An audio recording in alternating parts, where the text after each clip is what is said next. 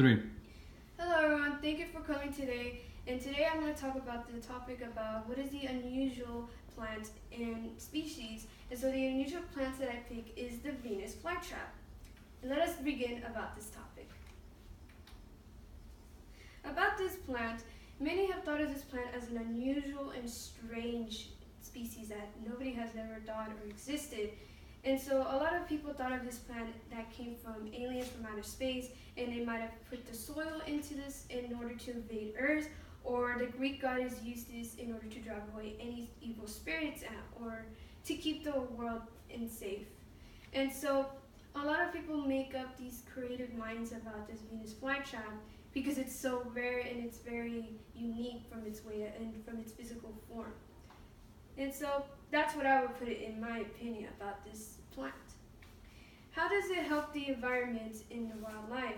Basically, this plant will help the environment from taking away any parasites in order to keep the plant safe and not have any avoidance of keeping it harm. And according to Melissa, this plant came from a small region from North Carolina and South Carolina. And so a lot of these plants are very fascinated by these people that they're being collected and they're kind of endangered and they're being held in human care. And so the origins of this plant came from way back from 1769 from a man named John Ellis, who was a member from a company from the Eastern North Company, and he would ship about these plants around the world. And as you see from this picture, that's a letter to give from a famous botanist named Carl Linnaeus.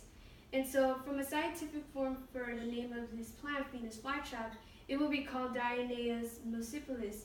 And Dionaea for Roman Greek means Diana for Venus goddess, and for mulcipulus for Latin it means mousetrap. So I will explain to you back to the plant about how would Venus flytraps trap their prey. First, they have these leaves inside of it. Inside of their leaves, they have these short, sensitive hairs, and that will trigger them. And so if, for example, inside of it, they have these red little sugars that in order to attract the sweet from it, and that attracts the insects to come inside of it. And so once the insect gets inside of it, and if it bugs the short hairs, it will, in a matter of seconds, will devour that prey. And once it's trapped inside of that prey, the digestive fluids will come in, and it will turn, and a Venus flytrap will turn into a stomach. And so once the Venus flytrap starts absorbing the soft parts, it won't eat the tough parts, those are the exoskeletons. And after 10 days, the Venus flytrap will open its mouth and it will spit out any exoskeleton, and it will dissolve all the digestive fluids inside of it. And how do they keep the greenhouses safe? Well, they keep the greenhouses safe by keeping away any parasites and devouring it from their sweet nectars. And since that sweet nectar attracts a lot of the insects and spiders or anything that can damage any of the gardens or the plants, it will keep the garden houses, including the gardens, safe. So without these Venus flytraps, the gardens would be extremely in a lot of danger. Venus flytraps are very vulnerable species, which in other words, they are close to being extinct. And so I will show you the steps of how to grow these plants and how to prosper them and make them grow. So the first steps about the Venus flytrap is that you need to have a low nutrient soil, and you have to have these very tiny small seeds. And once you put them inside of that seed, into that soil, it has to have mixed with a spearmint peat moss and free lime, including horticultural sand for to a ratio of almost 2:1. And to absorb, they have to have a water that has to be pure water, diligent water, rainwater, including diligent water. It has to be pure water, or else it cannot absorb any that's dirty water, because it won't survive. And so once you put the water, any kind of water that you pick, you have to put 1 centimeter into the pot in the soil. Avoid putting water on top of it because they don't like doing water on top.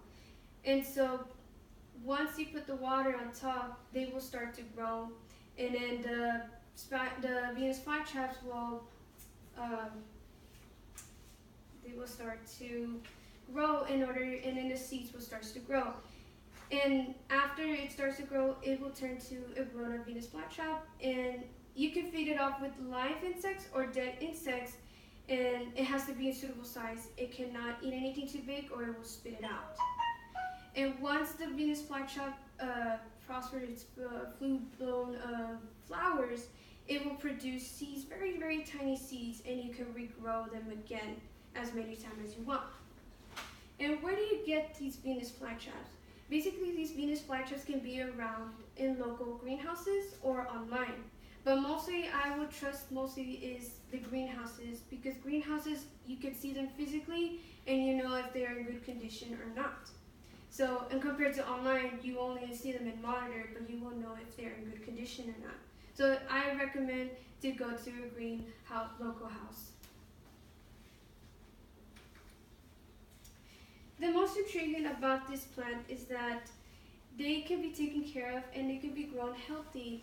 And just like how you're taking care of a pet, it's kind of like taking care of that in the same situation, but instead it's a plant.